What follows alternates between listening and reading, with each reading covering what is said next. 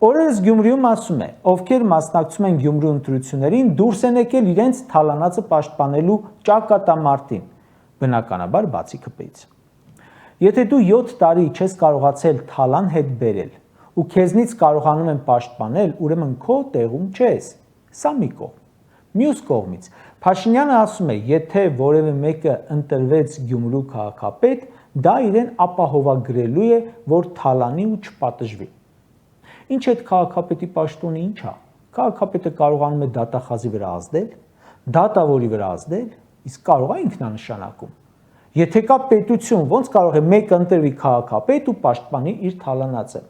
Եթե համարում ես, որ մարդ ընտրվելով քաղաքապետ կարողանալու է իր թալանածը պաշտպանել, ուրեմն հաղորդում ես տալիս, որ քաղաքապետից բարձր պաշտոն զբաղեցնող ցանկացած մեկը հիմա անձեռնմխելի է ու զբաղված է թալանով ու թալանը պաշտպանելով։ Եթե ընտրվում է քաղաքապետ, որ պաշտպանի թալանը, բա նախարար, մարզպետ, վարչապետ, աշխատողը որքան կթալանի ու կպահի, սա ավելի շատ հենց ԿՊ-ի դեմ խոսք կարելի է ընկալել։